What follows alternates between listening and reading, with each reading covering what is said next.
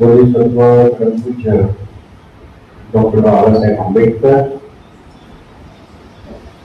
सद्गुरू महात्मा ज्योतिबाजी, सद्गुरू कबीर महाराज यांच्या पावन स्मृतींना मी विनम्र अभिवादन करतो. 28 फेब्रुवारी आणि 1 मार्च बुद्ध विहारांचं 4थं राष्ट्रीय अधिवेशन कोकणात होत आहे. मी मुंबईत म्हणत नाही आणि उल्हासनगरलाही म्हणत नाही, कोकणात होत आहे आणि उल्हासनगर हे कोकणात होत आहे. पहिलं राष्ट्रीय अधिवेशन उत्तर महाराष्ट्रात झालं, नाशिकला. दुसरं राष्ट्रीय अधिवेशन पश्चिम महाराष्ट्रात झालं, ते आळंदीला, पुणे. तिसरं राष्ट्रीय अधिवेशन झालं मराठवाड्यात, औरंगाबादला. आणि चौथं राष्ट्रीय अधिवेशन होणार आहे कोकणात, उल्हासनगर. या अधिवेशनाची पार्श्वभूमी आपणा सर्वांना कळावी याच्यासाठी ही बैठक आयोजित केली आहे. मित्रांनो, हजारो लाखो संघटना आपल्या समाजात आहेत. असं असताना नव्या संघटनेची अजिबात गरज नाही. बुद्ध विहार समन्वय समिती ही संघटना नाही. म्हणजे काय आहे नाव? नाव यासाठी कार्यक्रम करणे म्हणजे पावत्या छापणे, पावत्या छापणे म्हणजे लोकांपर्यंत जाणे. कोण करून राहिला याचं काही प्रमाण नाही. आम्ही 2014, 15, 16, 17 कार्यक्रमापुरतं रजिस्ट्रेशन करतो आणि कार्यक्रम करतो. बरेच काळा पावत्या छापल्यानंतरही रजिस्ट्रेशन नंबर मिळत नव्हता आणि मग बिना रजिस्ट्रेशन नंबरचे पावत्या छापल्या जायच्या आणि नंतर मग त्याचा शिक्का करायचा, शिक्का मारत बसायचा. तोपर्यंत पुस्तक हे वितरित होतो. मी जेव्हा दौऱ्यावर जातो तेव्हा मला लोक विचारत होते की तुमच्या याचं काही रजिस्ट्रेशन झालंय का? तर मी असा प्रश्न करायचो की रजिस्ट्रेशनची खरंच गरज आहे का? ते म्हणाले, हो, तुमचा व्यवहार पारदर्शक आहे की नाही आम्हाला कसं माहिती? मग आम्ही 2018ला त्याचं नोंदणी केली आणि रजिस्ट्रेशन मिळाले. आपण लक्षात घ्यायचं की आम्ही कधीही बुद्ध विहार समन्वय समितीचं अधिवेशन घेतलेलं नाही. आम्ही जे घेतलं ते बुद्ध विहारांचं अधिवेशन. मग हे बुद्ध विहार कोणाचं आहे? हजारो संघटनांमध्ये विभाजित असलेल्या बौद्धांचं हे कॉमन मिनिमम सेंटर आहे. भिन्न भिन्न संघटनेचे लोक विहारात आले आणि पंचांकरण करायला लागले. भगवंत असे म्हणतात, काय थांब, पहिले काम कोण्या संघटनेत आहे? असा प्रश्न विचारतात काय भगवंत? परंतु इथं आल्यानंतर त्याच्या संघटनेच्या अध्यक्षाला प्रणाम करतो का? दुसऱ्या कोणत्या साधू संतांना प्रणाम करतो का? आपण जे म्हणतो अहं सम्मा संबुद्धो बुद्धं भगवंतं अभिमानी, तेच म्हणतो. सगळे तेच म्हणतात. सगळ्यांचं श्रद्धास्थान आणि कॉमन असलेलं शक्तीस्थळ जर होत असेल तर ते बुद्ध विहाराशिवाय दुसरं नाही. आणि म्हणून त्या बुद्ध विहारांना याची एक चांगली सुसूत्रता याच्यामध्ये आणणे याची गरज आहे. काय गरज आहे? बाबासाहेब आंबेडकर आपल्याला दीक्षा देतात आणि 52 दिवसात निघून जातात. जाताना ते असे म्हणाले की आपल्याला भारत बौद्धमय करायचं, आणि जर भारत बौद्धमय करायचा असेल तर ती जबाबदारी त्यांनी कोणावर टाकली? आपल्यावर टाकली. लायक बापाचे जे लायक लेकर असतात, लायक बापाचे जे लायक लेकर असतात ते ती जबाबदारी आपल्या खांद्यावर घेऊन चालतात. नालायक लेकरांची गोष्ट मी करत नाही. कसं होईल बुद्ध, कसं होईल भारत बौद्धमय? बाबासाहेब तर नाही आहे. आणि आपण जुन्या म्हटलं भीमा जन्म घे पुन्हा या दिनासाठी, निकम आहे त्याच्यासाठी पुन्हा बाबासाहेबांना जन्म घ्यायला होतो का? तू ओळखशील तरी काय बाबासाहेबाला आल्यानंतर? पुन्हा जर बाबासाहेब आलेच ना तर आपण त्यांना विचारू तू कोण होय, तिथं कसा काय आला? कारण ते काही सुटाबुटा देणार नाही, त्या स्वरूपात ते येणार नाही. म्हणून भावनिक होऊन कुठल्या गोष्टी होत नसतात, व्यावहारिक होणे गरजेचं आहे. आणि त्याचं रोडमॅप बाबासाहेबांनी मांडून ठेवलेलं आहे. आपल्याला जर बुद्धी नसेल फरक नाही पडत. जे बाबासाहेबांनी सांगितलं त्याच अनुकरण करायचं, त्याच पालन करायचं, नाही बुद्धी. बाबासाहेब काय म्हणाले? बायबल सारखा एक असा ग्रंथ पाहिजे की जो प्रमाण ग्रंथ होता. आणि शेवटच्या श्वास घेताना बाबासाहेबांनी प्रस्तावना लिहून ठेवली. ग्रंथ आपल्याला मिळाला. आता कोणी माहीत झाला असं आहे का? आता म्हणणारा का हा प्रमाण ग्रंथ नाही, मी शिकलेला आहोत, मी पुस्तक लिहिलं, हाच प्रमाण ग्रंथ आहे असं म्हणण्याची कोणाची ताकद नाही. का नाही? कारण आपण त्याला मान्यता देत नाही.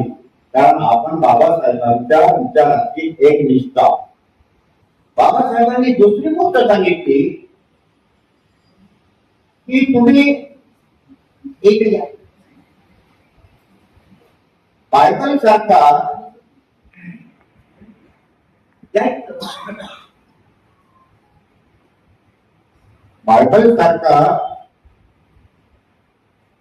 तुम्ही धर्मग्रंथ निर्माण केला. दुसरी गोष्ट कोणती आहे? मग धर्माचा प्रचार प्रसार करण्यासाठी फक्त आणि फक्त तेवढ्याच कामासाठी बघायला निघली आहे. तुम्ही बाहेर नका जाऊ. तुम्ही जेव्हा ऐकाल तेव्हा तुम्ही लोकांना सांगू शकाल.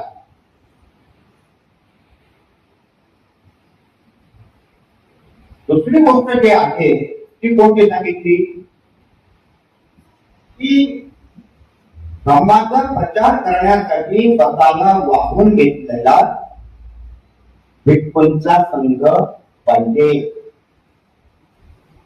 आणि भिक्खूंचा संघ जर नसेल तर नव्या प्रकारचा भिक्खूंचा संघ आपल्याला तयार करावा लागतो.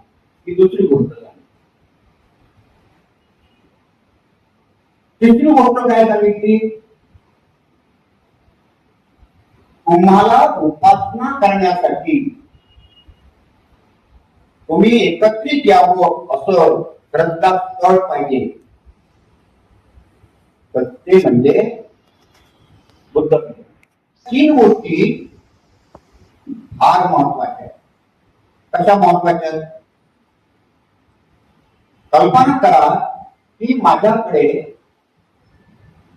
एखादा कुंडी समाजाचा तरुण मुलगा माझ्या संपर्कात आला आणि मी त्याला प्रबोधित करून बुद्ध धर्माची शिकवण त्याला समजावून सांगितली आणि त्याला आता बुद्ध धर्माचं तत्वज्ञान समजायला लागलं, त्याचं आकर्षण त्याला वाटलं आणि त्याच्या लक्षात आलं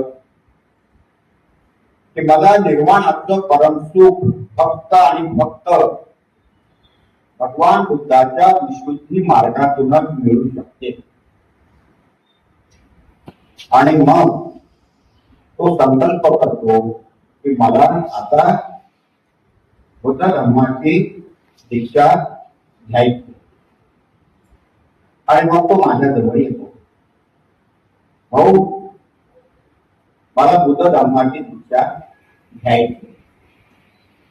मी काय करेन? मी त्याचं बोट धरून त्याला भंतेजी जवळ घेऊन जाईल. भंतेजी, या पोराला बुद्ध धर्माची दीक्षा घ्यायची आहे, तुम्ही याला दीक्षा द्या. भंतेजी त्याला कुठे घेऊन येतील? ते एसटी स्टँडवर येतील का? जत्रेत येतील का? रेल्वे स्टेशनवर येतील?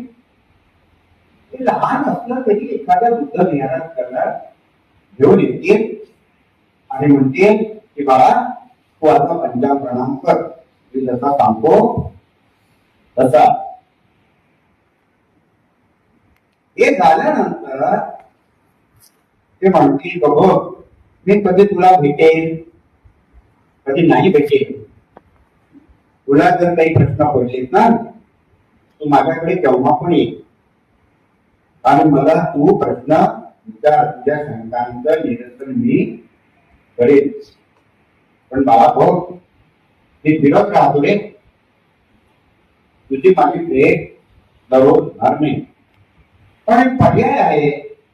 हे पुस्तक, हा धम्मग्रंथ बाबासाहेबांनी लिहिला, हा मी तुला देतो आहे आणि हा तू जरूर 2-4 पानं वाचत जा आणि समजून परत परत वाचतील ना, तर ते तुला समजेल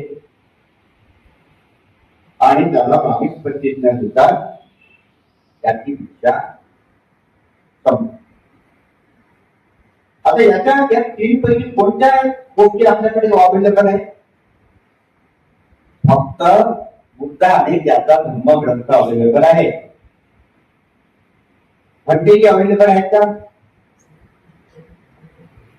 आणि कसावो कासावून योवत्थ परिदहेस्ती अपेतो तमसच्चेन नसो कासाव मर्धती. ज्यानं आपल्या चित्त मनाचा नाश केला नसेल त्याला पीत वस्त्र, काशाय वस्त्र धारण करण्याचा अधिकार नाही. मग कोणाला आहे? यो जवंत कसा वत्स शिलेस्तु सुसमाहितो उपेतो तमसच्चेन तवे कासावमर्धी. ज्यानं आपल्या चित्त मनाचा नाश केला असेल त्याला हे काशाय वस्त्र परिधान करण्याचा अधिकार आहे. चित्तबळाचा नाश करण्यासाठी भिक्षू आयला एखादा उपासक जातो आणि म्हणतो, म्हणते की मला भिक्षू व्हायचं आहे, मला तुम्ही दीक्षा द्या. तर नियम काय आहे? नियम हे आहे, भंतेजी म्हणते का पहिल्यांदा तुला पंचशिलेचं पालन करण्याची सवय लागली पाहिजे, म्हणून तुला माझ्यासोबत राहावं लागेल. तो किती दिवस राहावं लागेल? भंतेजी म्हणतात, तो परंतु तुझ्या अंगवळणी पद्धती पण नाही. तुला ती सवय लागली पाहिजे, तुझ्यामध्ये बाप विरुद्ध आली पाहिजे. मग त्याला पंचशिलेच्या पालनाची सवय लागते. तर पंचजी म्हणतात, बाळा तुला आता उपासक व्हायचंय. उपासक म्हणजे जो 4 दिवस उपोषण करतो. कोणते 4 दिवस?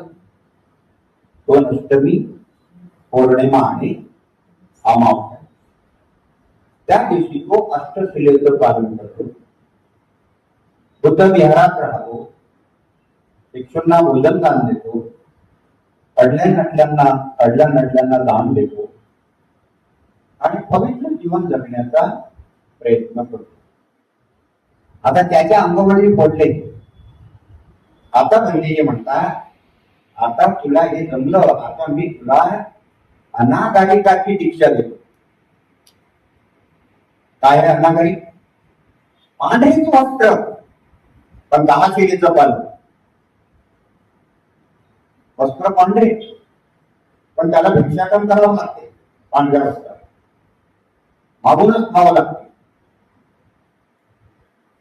त्याचा संकोच निघून गेला आणि त्याला जमलं की म्हणते जे म्हणतात, अरे जमलं तुझं, आता मी तुझे सामनेची दीक्षा करणार. आणि मग त्याला चिवड देतात. त्यावेळी तो काय म्हणतो? म्हणते मला या जीवनाला निर्वाणाचं परमसुख तर घ्यायचं आहे, मिळवायचं आहे, पण मला आता कुठल्याही प्रकारचा जन्म घ्यायचा नाही. अनंत व्हायचं आहे. याच्यासाठी तुम्ही मला अनुग्रहित करा. पंडितजी त्याला दीक्षा देतात ब्राह्मणाची. ब्राह्मण म्हणजे भिक्षू नाही, विद्यार्थी. कुठल्याच ब्राह्मणाला उपदेश करण्याचा अधिकार नाही. आणि जेव्हा तो भूतीजींच्या सहवासात राहून अभ्यास करतो त्रिपिटकाचा, ध्यान साधनेचा, त्याच्यात तो पारंगत झाला, तेव्हा पंडितजी म्हणतात, आता तुला मी सांगितलेल्या 5 महाकविरांच्या जवळ अभ्यासाला जायचं आहे. आणि ते सांगतात, ते पाठवतात त्याला, पंडितजी मी माझा शिष्य तुमच्याकडे पाठवतो आहे. आणि ते त्याला ट्रेन करतात आणि सांगतात की आता गया मला जेवढं शिकवायचं होतं तेवढं माझ्याजवळ होतं. आता मी तुला दुसऱ्या महाकवीला जवळ पाठवतो. दुसऱ्या शिक्षक गेला तर तो 3ऱ्या महाकवीला जवळ, 3ऱ्याचं झालं की तो 4थ्याला पाठवतो आणि 4थ्याचं झालं तर तो 5व्या जवळ पाठवतो. हे कवी आणि हे महाकवी 5ही जण नदीच्या काठावरती एकत्र येतात आणि आता घट पाडतात, सीमाबंधन. आणि त्याच्या त्या 5 लोक निर्णय घेतात, तिघांनी जर म्हटलं की याची उपसंपदा करावी तरच उपसंपदा होते. दोघांनी म्हटलं आणि तिघांनी नाही म्हटलं, उपसंपदा होत नाही. आणि तेव्हा तो तिघांनी म्हटल्यानंतर त्याची उपसंपदा होते आणि तो भिक्खू होतो. तो भिक्खू समाजाला धम्माचा उपदेश करू शकतो. त्याला देशना म्हणतात. तो देशना देतो. आता अशी भिक्खू आहेत का? एवढ्या कठीण परिस्थितीतून भिक्खू तयार करण्याची यंत्रणा आहे का? असं वाटते एक शिष्य भेटला येईल बस बस बस. आणि मग सांगतो माझे 15 शिष्य, माझे 25 शिष्य, आणि त्याला शिकवतही नाही. त्याची कशी उपसंपदा आणि तो भीक मागत नाही. त्यागी असलेले भिक्खू हा एक प्रकार, आणि वैतागी असलेले भिक्खू हा दुसरा. मी टीका करून राहिलेलो ना, आपल्याला जागृत व्हायचं म्हणून सांगून राहतो. कारण तुम्ही कोण्या मंदिरीला बोलवा, तर तुम्ही डोळा घ्यायला जाता 10 वेळा पाहता आपल्या पायामध्ये की नाही, बरोबर आहे की नाही. जेव्हा तुम्ही भिक्खूंना बोलवता तेव्हा पिवळे वस्त्र, भव्य वस्त्र, काळे वस्त्र असले झाले चालेल. आणि तो तुमचं शोषण करतो, त्याचा फक्त त्यांचाच दोष आहे का, आपला दोष आहे की नाही. आपण कशाला त्याला बोलाय, चांगल्या माणसाला बोलवायचं ना. तर जशी ही त्याची चूक आहे तेवढी ती चूक आपली पण. आपली चूक काय आहे ती अनावधान. आपल्याला कोणी असं शिकवलेलं नाही, त्याच्यामुळं या चुका आपण करतो. मला एवढं लांब यासाठी सांगावं लागतं की आज संघाची हालत खराब आहे. संघच नाही. काही 100 जर भिक्षू असतील तर एखादे भिक्षू चांगले आहे, बाकी सारेच्या सारे पोळ नाही.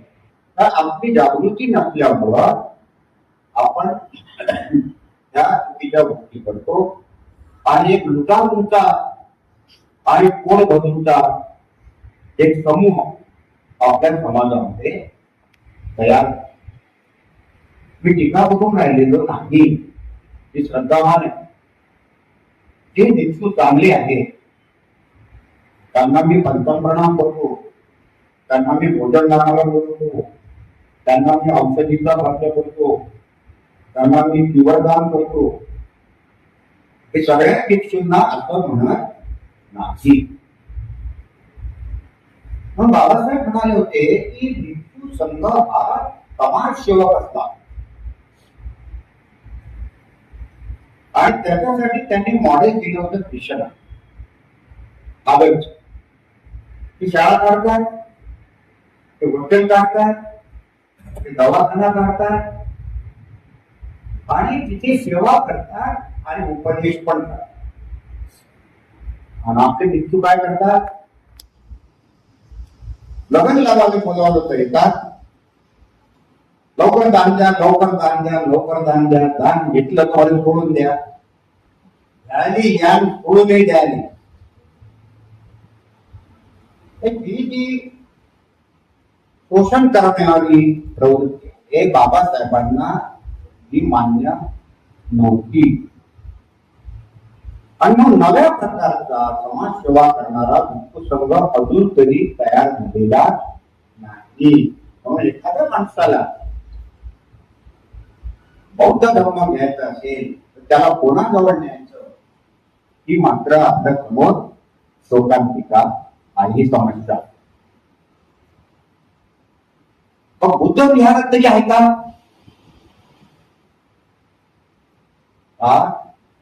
चर्च त्याची संस्कृती, गुरुद्वाराची संस्कृती आहे, मशिदीची संस्कृती आहे, मठाची संस्कृती आहे, बुद्ध विहाराची पण संस्कृती. काय आहे बुद्ध विहाराची संस्कृती? तिथे चर्च, तिथे पादरी, तिथे गुरुद्वारा, तिथे ग्रंथी, तिथे मस्जिद, तिथे मौलवी, आणि जिथे मठ, तिथे महंत, जिथे बुद्ध विहार, तिथे बौद्ध भिक्खू. असेल तर भिक्खू, पण त्याची राहण्याची व्यवस्था तुम्हाला करावंच लागेल. ज्या विहारात फक्त तुम्ही हॉल बांधला, बुद्ध ठेवलं, झालं बुद्ध विहार नाही. तुम्हाला भिक्खूंचं निवास तुम्हाला करावंच लागेल. ते जर आले तर ते पुढे राहतील. ते तुमच्या घरी राहिले तर त्याचं शील पालन होत नाही. आपल्या गप्पा आपण काय बोलू त्यांची प्रायोरिटी सुटली आणि आपली वाचायला सुरू होते. म्हणून त्यांनी कुठं राहायचं? बुद्ध विहारात राहायचं. तर व्यवस्था असेल तर नाही, आणि व्यवस्था नसेल तर कसं राहायचं? जिथे बुद्ध विहार तिथे बोधिवृक्ष पाहिजे. तुम्ही आल्याबरोबर पहिला प्रणाम कोणाला? बोधिवृक्षाला. राजा नमस्ते. आता बोधिवृक्ष लावला साठी घाणच घाण. इथं कसं करा तुम्ही? हे बुद्ध रूप जेवढं सुंदर तेवढं बोधिवृक्षाचं पण सौंदर्य तुम्हाला करता आलं. जर तुम्हाला दुरून ओळखायला येते पण सांगावं लागते काही ठरतो त्याची काय ओळख आहे?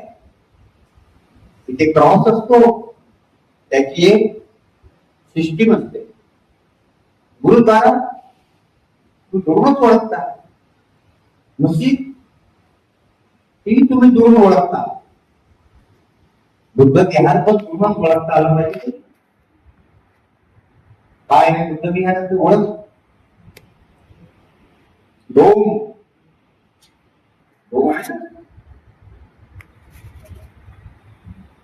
जोपर्यंत हे आता टिब्बा नाही राहतो,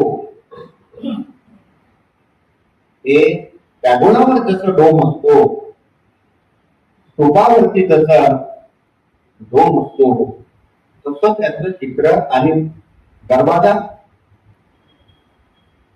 दरवाजाची तीच डिझाईन हे बुद्ध विहार आहे. तिसरी ओळख काय आहे? तिसरी ओळख आहे बुद्ध विहारात आल्यानंतर तुम्ही उद्विग्न झाले असाल तर तुम्ही प्रसन्न झाले पाहिजे. 10 मिनिट बसले पाहिजे. जशी या विहारात आल्यानंतर प्रसन्नता, सुंदर बसण्याची व्यवस्था, त्याच्यावर बाहेर स्वच्छता, किमान प्रसन्नतेसाठी एवढं तरी पाहिजे की नाही? आपण बसू मग तिथे. म्हणजे हे शांतीचं केंद्र. उपासक जर बुद्ध विहारात येत असतील तर त्याला जर 1 तास बसायचं असेल तर त्याने त्रिपिटकाचा ग्रंथ वाचला पाहिजे. त्याने बुद्ध आणि त्याच्या धर्मग्रंथाचे 4 पानं वाचले पाहिजे. म्हणजे लायब्ररी पाहिजे, वाचनालय पाहिजे. सुप्त पठण तरी त्यानं करत राहिलं पाहिजे. जिथे ज्ञानाचं केंद्र आहे, बुद्ध विहार हे ज्ञानाचं केंद्र. तुम्ही सकाळी 5:30 वाजता बुद्ध विहारात येता, काय करता? ध्यान साधना करता 5:30 वाजता. ते ध्यानाचं केंद्र. आणि संध्याकाळी तुम्ही 7 वाजता 8 वाजता येता, त्रिरत्न वंदना करता. आणि रविवारी सकाळी जमता आणि तुम्हाला कोणीतरी उपदेश करतात, देशना देतात, तेव्हा उपदेश करतात. ही ज्ञानाची खैरात या केंद्रातून होते. पुढचं काय लक्षण आहे बुद्ध विहाराचं? काय संस्कृती आहे? कोणाच्या घरी मयत झाली, त्याच्या घरी दुःख झालं, बुद्ध विहारानं त्या दुःखात सामील कसं व्हायचं? तुम्ही त्याच्या मदतीला केली पाहिजे. त्याच्याकडे चहा नेऊन दिला पाहिजे, त्याच्याकडे जेवण नेऊन दिलं पाहिजे आल्या गेलेला. आणि त्याच्या वृत्तीची जबाबदारी नाही, सगळी जबाबदारी विहारानं ती घेतली पाहिजे. म्हणजे तेव्हा त्याला असं वाटेल की माझं विहार, माझ्या विहारामुळं मी हा प्रसंगातून मी सावरल्या गेलो. आणि तुम्ही गेलेच ना त्या बुद्धविहार म्हणून, त्याला बुद्धविहाराचं काय असं आकर्षण? तुमचा पोरगा मेरिट मध्ये पास झाला पण तुम्ही गरीब आहात आणि त्याला ऍडमिशन मिळाली पण पैसे नाही ऍडमिशन करा. बुद्ध विहारानं त्याला मदत केली पाहिजे, त्याची ऍडमिशन करवली पाहिजे. तुमच्या मोहल्ल्यामध्ये कोणी जातीचा असतो ना, हिंदू असतो, मुसलमान असतो, ख्रिश्चन असतो, शीख असतो, बौद्ध असतो, तो जर डिमांड पडला तर बुद्ध विहारानं फुल नाही फुलाची पाकळी त्याला मदत केली पाहिजे. म्हणजे ते सेवेचं केंद्र आहे. लहान लहान घरं आहे मुंबईमध्ये, तिथंच बकरी, तिथंच कोंबड, तिथंच जात, तिथंच पाटा, सारे मुंबईचे कलकत्ता गेले जाते. तिथंच सासरा, तिथंच सासू, तिथंच सून, तिथंच पोरगा, तिथेच नणंद, तिथे लहानचा पोपटा. अभ्यास करतील का वेगळं? तर अभ्यास करासाठी बुद्ध विहाराच्या बाजूला अभ्यासिका पाहिजे. हे सेवा आहे. बुद्ध विहार हे सेवेचं या पद्धतीनं केंद्र होईल. बाबासाहेब म्हणाले की तुम्ही धम्म दीक्षा का घ्यायची? समाजाची पुनर्रचना करण्यासाठी. काय आहे पुनर्रचना? पुनर्रचना म्हणजे पुन्हा पुन्हा उभारणी. पहिल्या उभारणीत काय होतं? जात होती, अंधश्रद्धा होती, अस्पृश्यता होती, अन्याय होता, अत्याचार होता, विषमता होती. आता तुम्हाला ती समाज रचना बदलवण्यासाठी बुद्धाच्या समता, स्वातंत्र्य, बंधुत्व, न्याय आणि बुद्धिप्रामाण्यवादाच्या आधारावर नवा समाज घडवायचा. म्हणजे हे बुद्ध विहार क्रांतीचं केंद्र आहे. जसं हे शांतीचं केंद्र आहे तसंच ते क्रांतीचं पण केंद्र आहे. काय सर आज असे बुद्ध विहार आहेत का? नाही आहे. मी स्वतःला प्रश्न विचारला, दिल्ली सरांनी पहिलं विहार राजद्वारा पाहिलं तर त्यांनी अध्यक्षपद घेतलं का? मी या विहाराचा अध्यक्ष, उपाध्यक्ष, कोषाध्यक्ष असं काही केलं काय त्यांनी?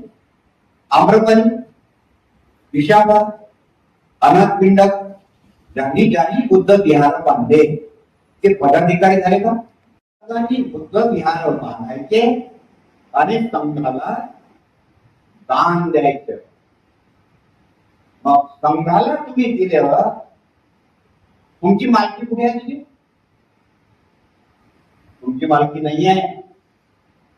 आज चित्र असं आहे, मी विहार बांधलं, मी कब्जा केला जागेवर, मी जेलमध्ये पोलीस स्टेशन मध्ये गेलो, मी मार खाल्ला, तो कोण सांगणार? तर मरेपर्यंत मी त्या विहाराचा अध्यक्ष राहील. खूप कमी विहारात पदाधिकारी वंदनेला बसतात. त्या माय मामल्या वंदना करतात आणि टेबल टाकून समोर करतात. त्यांच्या वंदनेची डिस्टर्ब करतात. निवडणुकीमध्ये उभे राहणारे लोक दलाल सुटतात.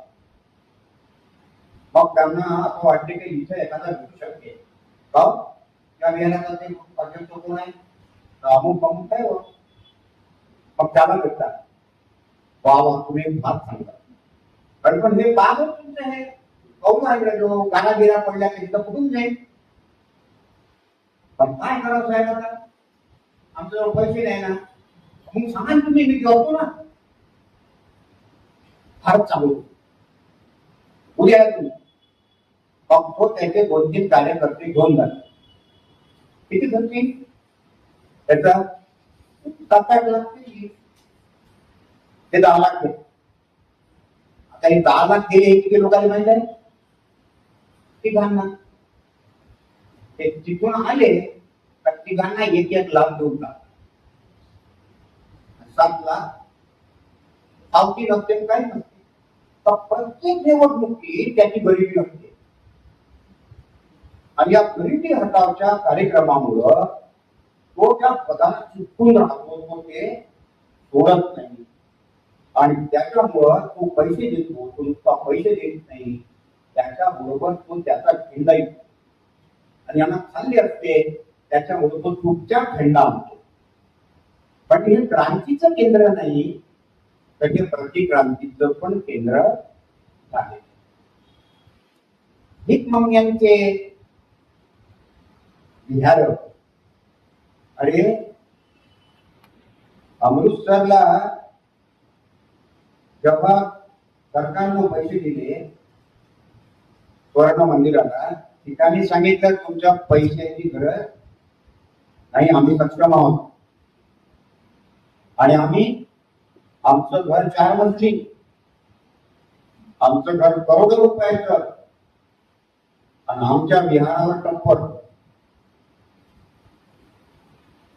तुम्ही आता काही पहिल्यासारखे गरीब नाही राहिले. जेव्हा तुम्ही गरीब होते तेव्हा तुम्ही विचारानं श्रीमंत होते, आणि जेव्हा तुम्ही आता पैशानं श्रीमंत झाले तेव्हा तुम्ही विचारानं गरीब.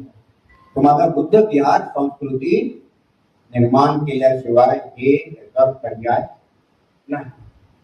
एका दिवशी होईल का बुद्ध विहार संस्कृती? पहिल्या टप्प्यामध्ये तुम्हाला देशभर जागृती आणावं लागेल. मी जे सांगून राहतो हे शिकवावं लागेल. असं खेड्यापासून तर शहरापर्यंत, दिल्लीपासून तर गल्लीपर्यंत. दुसऱ्या टप्प्यामध्ये विहारामध्ये प्रोग्राम द्यावे लागतील आणि तिसऱ्या टप्प्यामध्ये एक विहार बुद्ध विहार संस्कृतीनं परिपूर्ण करावे. त्याला 25 वर्ष लागतील की 50 वर्ष लागतील का 100 वर्ष लागतील हे नाही माहिती. की तुम्ही 10 लोक जर माझ्या पाठीमागे उभे राहिले तर आपण हे अभियान राबवू.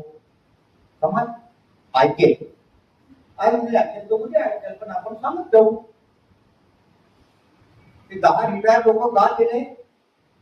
कारण त्यांना अनुभव होता, त्यांच्या खिशात थोडाफार पैसा होता आणि त्याने आधीच मान भोगला होता, त्याच्यामुळे त्यांना मानाची हौस नव्हती.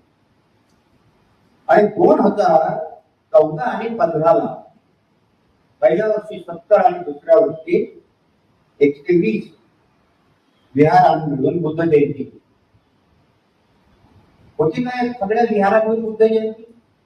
या विहारात 25 लोक, त्या विहारात 25 लोक, त्या विहारात 25 लोक, किमान 10-15 विहार मिळून जर एकत्र केले तर 100 लोक केले, 1000 लोक दुखतात ना. तुमचं कोर्स होत नाही हे मी समजून सांगितलं. आणि 2 वर्ष असे संगीत कार्यक्रम आणि समन्वयाची गरज आहे आपल्या विहारात. आणि त्यांना ते पटलं. आणि 2016, 17, 18 आणि 19 टप्प्याटप्प्यानं पहिल्या वर्षी 200, दुसऱ्या वर्षी 400, तिसऱ्या वर्षी 1000, 5व्या वर्षी विदर्भातल्या आणि 6व्या वर्षी महाराष्ट्रातल्या बुद्ध विहारांच्या प्रतिनिधींच्या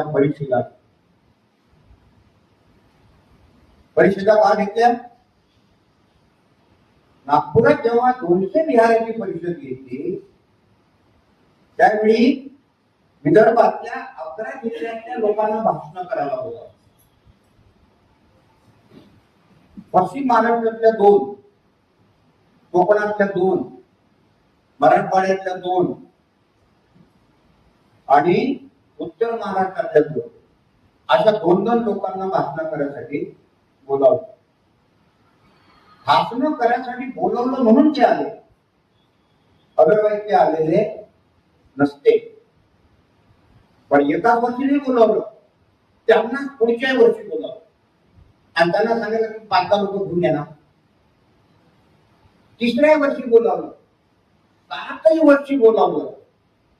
पण या 7 वर्षात मी त्यांच्याकडे मिटिंगा घेतल्या, त्यांना घेऊन त्या जिल्ह्यात फिरलो आणि महाराष्ट्रभर नेटवर्किंग केलं आणि 2023 साली नाशिकला राष्ट्रीय अधिवेशन केलं.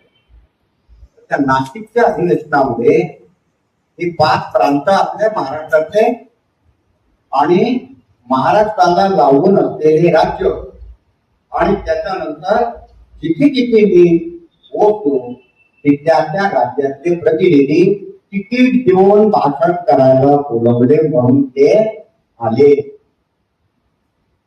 मला आश्चर्य वाटेल, मी अरुणाचल प्रदेशात गेले म्हणजे एका दौऱ्याचा खर्च 35,000 झाला.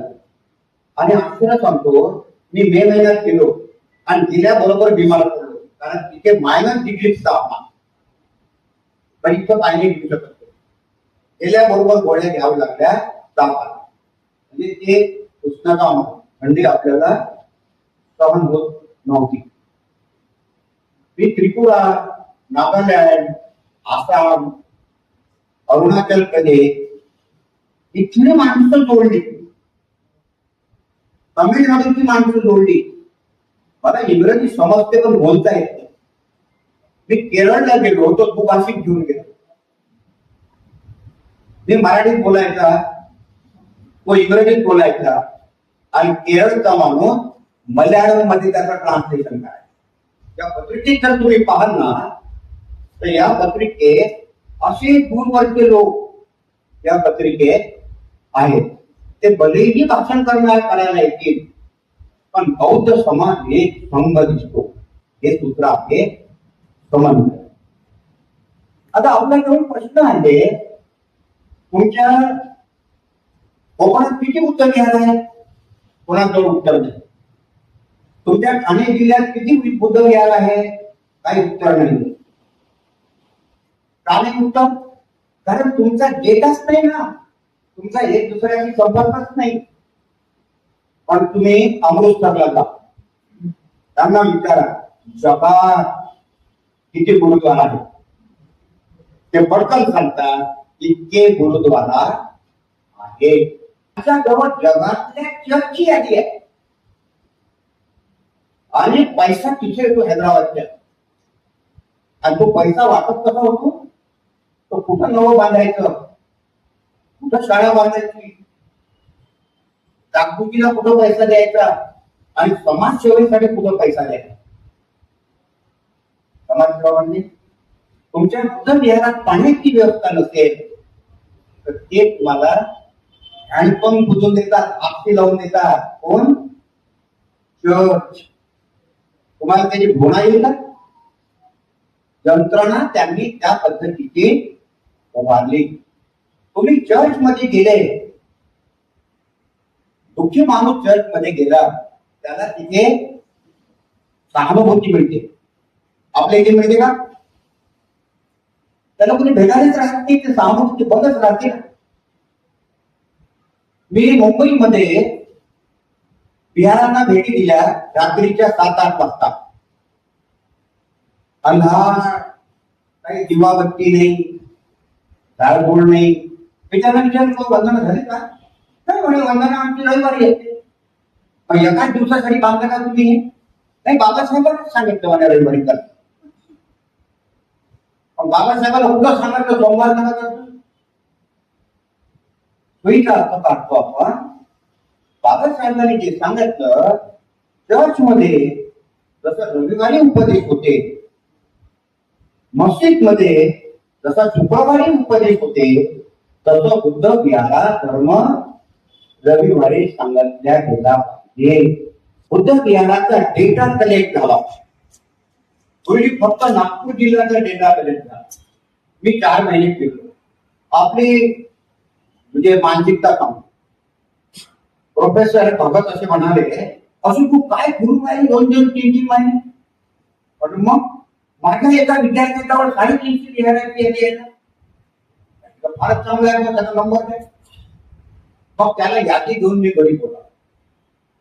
त्याला म्हटलं गड्या ते यादी दे आणि मी त्याची झेरॉक्स काढून आणतो. तुम्ही काय करता सर? मी काय मला झेरॉक्स काढून हो जा गेला, अजून आलाच नाही. 4 महिने लागले नागपूर जिल्ह्यातली यादी तयार करायला. सोपं नाही आहे. बाकीच्या एकाही जिल्ह्यांना यादी तयार केलेली नाही. ही उणीव आपल्याला काढायची आहे. म्हणून त्या याद्या झाल्या पाहिजे देश पातळीवर. देशात किती बुद्ध विहार आहे, 1 नंबरचे किती, 2 नंबरचे किती, 3 नंबरचे किती, 4 नंबर असे विहाराचे क्रमवारी होऊन ते झाले पाहिजे. आणि या बुद्ध विहारांना जर तयार केलं, कल्पना करा की 500 बुद्ध विहार तुम्ही आपण तयार करू शकलो. आणि बुद्ध विहाराचं राष्ट्रीय अधिवेशन आपल्याला घ्यायचं आहे. आणि एका बुद्ध विहाराला असं सांगितलं की प्रत्येक बुद्ध विहारानं फक्त 5,000 रुपये द्या. 25 लाख रुपये. म्हणजे समाज तयार केलं ना, आपला खर्च वाचतो. आणि एका विहाराला 5,000 देणं म्हणजे काही खूप काही जड नाही आहे. आपला समाज आता गरीब राहिलेला नाही, मन गरीब आहे. आम्ही जवळपास 68 बुद्ध विहारात साप्ताहिक व्याख्यान मला चालवली.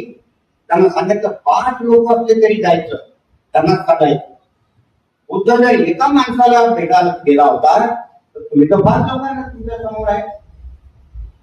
40-45 मिनिटाच्या वर बोलायचं नाही, कोणावर टीका करायची नाही आणि विषय सोडून बोलायचं नाही. प्रत्येक बुद्ध विहार पाली भाषेचा प्रचार केला झाला. कारण मस्जिद मध्ये अरबी शिकवल्या जाते, गुरुद्वारामध्ये गुरुवाणी शिकवल्या जाते आणि मठामध्ये संस्कृत शिकवल्या जाते. तर तुमचं कार्य बुद्धवाणी पाली भाषेमध्ये आणि आपल्याला ते काही येत नाही. अजूनही आपण अजिंना म्हणत नाही, अजिंनच म्हणतो. अजूनही आपण कामे सुमिच्छाचार नाही म्हणत, कामे सुमिच्छाचार म्हणत नाही. आपण म्हणतो कामे सुमिच्छा. शब्द आहे का सुमिच्छा? पमाद ठाणा, कुठं आहे पमाद ठाणा? ठाणा, पमाद ठाणा असा शब्द आहे का नाही? बुधम नमो बुधस्स, बुधस्स आहे का? बुद्धस्स आहे. 70 वर्षामध्ये 10 ओळी पण आम्हाला नीट म्हणता येत नाही. त्याचा अर्थ कुठला आहे? नवदेव म्हणजे असं भाऊ तुम्ही लय लंब लावता, थोडं शॉर्टकट मध्ये घ्या. समजत नाही ना त्याला. आणि ज्या दिवशी त्याला पाली भाषा समजेल, जेव्हा तो महामंगल सुद्धा ऐकेल, जेव्हा तो पराभव सुद्धा ऐकेल, बसल सुद्धा ऐकेल, दल सुद्धा ऐकेल, सुगान सुद्धा ऐकेल, तेव्हा तो भाव विभोर होईल. तो म्हणे अजून सांगा, अजून सांगा, अजून सांगा. पाली भाषा आली पाहिजे. कोण शिकवेल पाली भाषा? सगळ्यात जाकीर काय युनिव्हर्सिटी. जुजबी असलेलं पालीचं प्रशिक्षण हे बिहारातून दिल्या गेलं पाहिजे. तर आम्ही त्याच्यासाठी पाली भाषेच्या परीक्षा सुरू केल्या. 37,000 लोक पाली भाषेच्या परीक्षेला बसले. या दृष्टीनं पाली भाषेच्या प्रचारात 8 परीक्षेचं नियोजन केलं. 7 परीक्षा आतापर्यंत झाल्या. पुढल्या वर्षी 8वी परीक्षा होईल आणि 1 लाख लोक दरवर्षी परीक्षेला बसतील असा संकल्प आणि प्रयत्न आम्ही करतो. तरुण कोण आहे? खेळ आहे म्हणून आहे. पुढल्या वर्षी आम्ही टुर्नामेंट घेऊ बिहाराच्या. ही बिहाराची टीम आणि सांघिक नाही काय का लंगडीच खेळा, नाही काय का कबड्डीच खेळा, पण सांघिक खेळ पाहिजे. ज्याला संघ बनतो. सुद्धा संघटना नाही सांगितली, उदाहरण संघ बांधला, आपण संघटना केल्या, संघ विनयावर आधारित असतो, आपण संघ कधीच तयार केलेला नाही. बाहेर महिला विहारात जातात, पण त्यांच्या व्यक्तिमत्वाचा विकास झालेला नाही.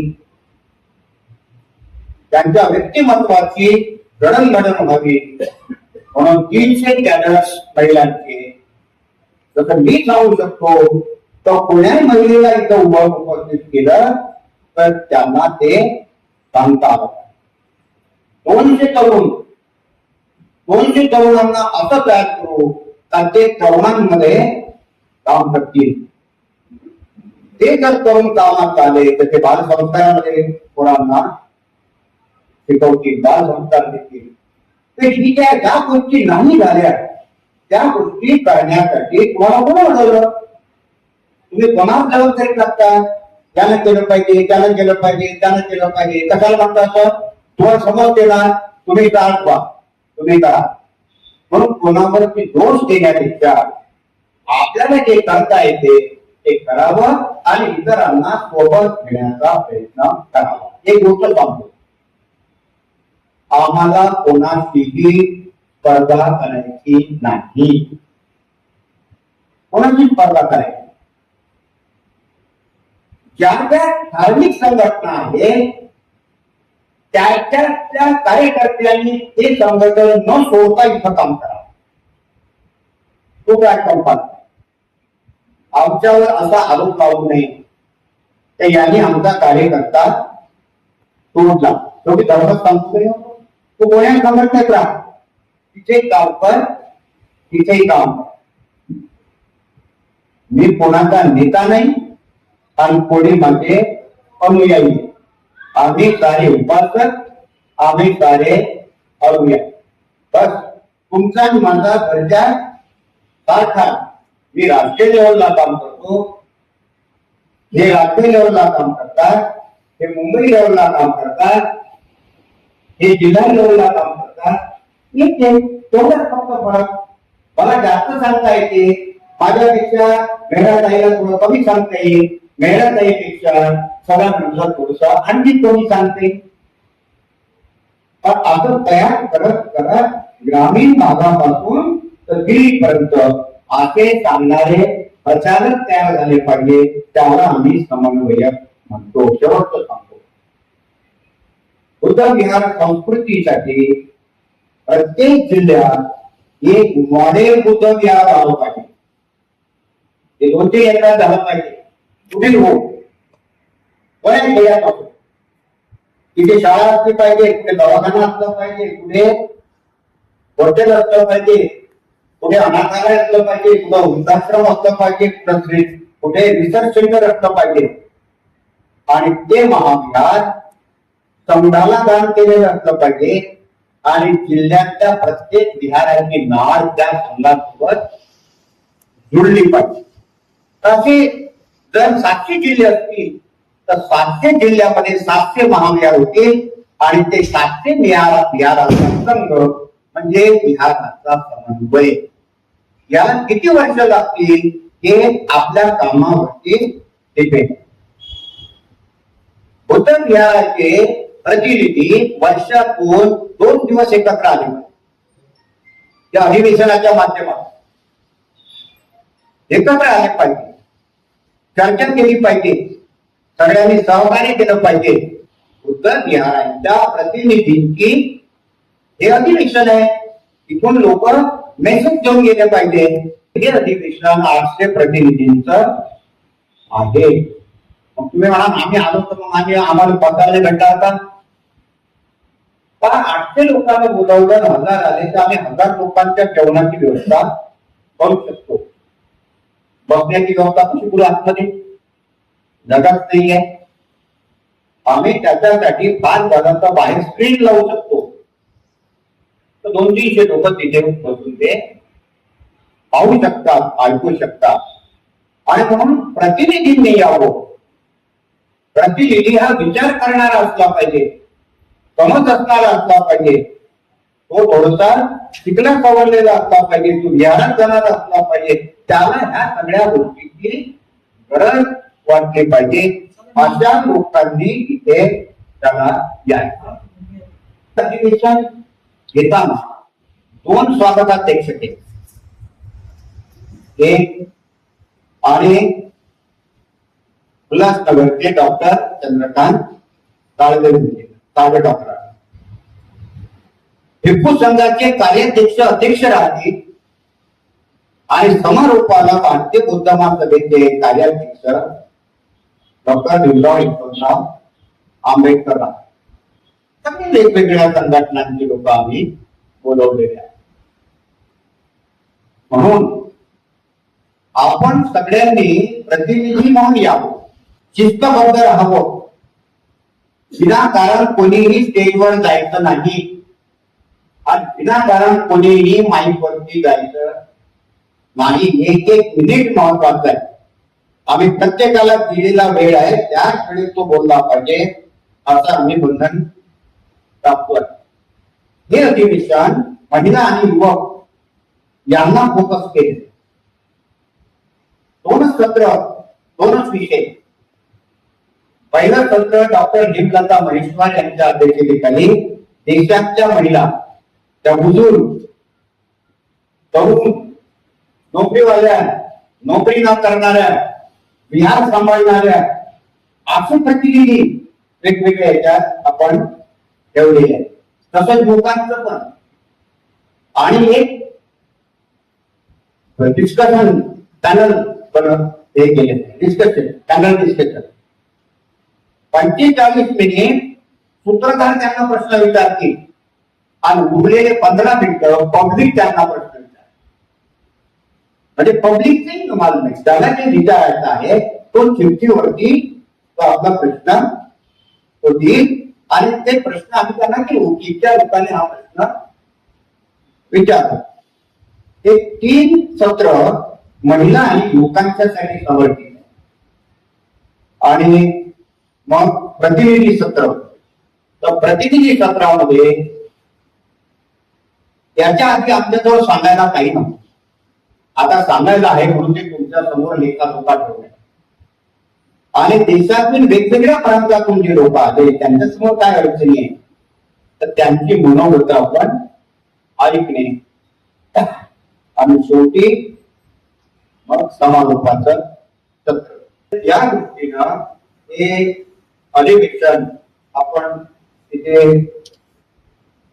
आयोजित केलेलं आहे.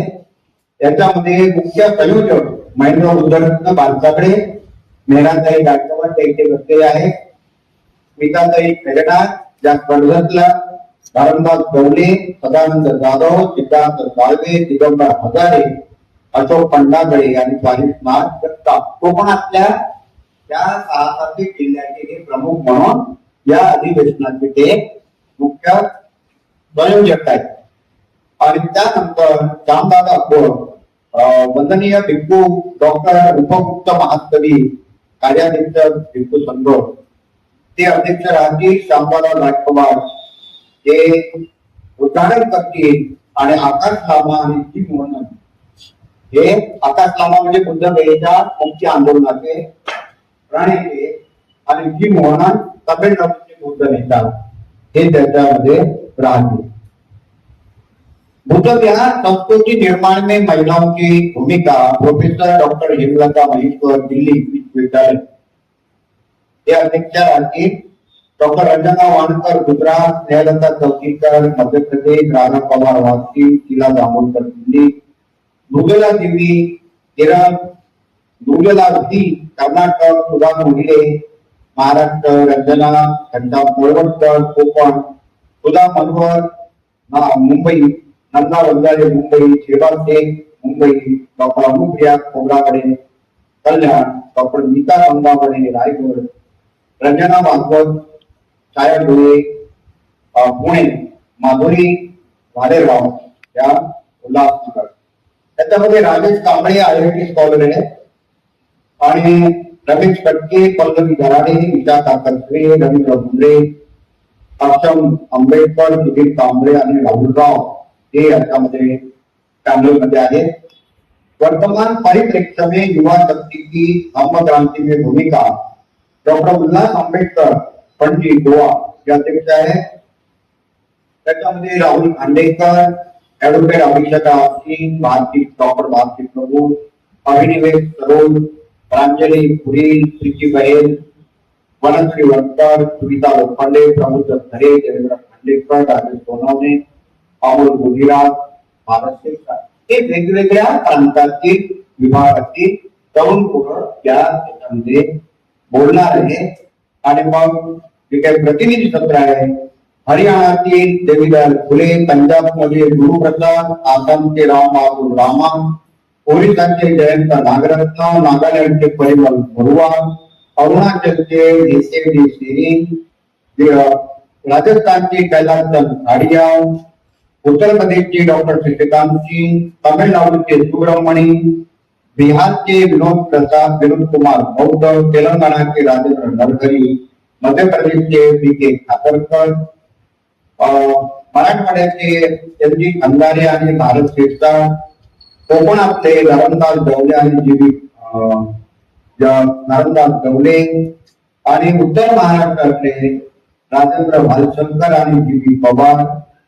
त्यानंतर बौद्ध वारसा संरक्षणासाठी जे पुरातत्व संशोधक आहे डॉक्टर मधुकर कठाणे, धर्मप्रचारक विश्वनाथ लोखंडे, बाल संस्काराचे लिंक सांभाळतात सतीश गायकवाड, मॅरेज ब्युरोचा लिंक सांभाळतात सिद्धार्थ खोब्रागडे, कोषाध्यक्ष पद सांभाळतात हेमंत बोंबार्डे, पालिकाध्यक्ष परीक्षा नियंत्रक आहे प्राध्यापक आनंद वास्ती, आणि सचिवाची जबाबदारी कार्यालयीन सचिवाची जबाबदारी विखे पाटील. हे कार्याध्यक्ष जे आहे उद्योग समन्वय समितीचे कांताराम भाकर्डे हे अध्यक्ष राहतील. असे हे सत्र होतील. 6 वाजता तो कार्यक्रम संपून जाईल. त्याच्यामुळं तुम्ही सुविध लोकांनी त्या अधिवेशनाला यावं आणि जास्तीत जास्त लोकांनी दान द्यावं अशी मी तुम्हाला आग्रहाने विनंती करतो. सदानंद जाधव यांच्याकडे पुस्तकं दिलेले आहेत, त्याचा शोध देऊ शकता. त्याच्यामध्ये QR कोड दिलेला आहे पावत्यांवरती. सरळ QR कोड मध्ये टाकायची, ती सरळ समितीच्या अकाउंट मध्ये जमा होईल. आणि पैशाच्या मुळे हे अधिवेशन हेल पडलं तर याचं लांछन मुंबईवरती कोकणातल्या लोकांवरती लागू नये याची आपण दक्षता घ्यावी अशी विनंती करतो. आणि हे अधिवेशन नक्कीच चांगलं यशस्वी होईल असा विश्वास निर्माण करतो, असा विश्वास बाळगतो. आपण ही बैठक घेतली आणि मला ऐकून घेतलं त्याबद्दल तुम्ही सगळ्यांचे मनापासून मी आभार मानतो आणि थांबतो.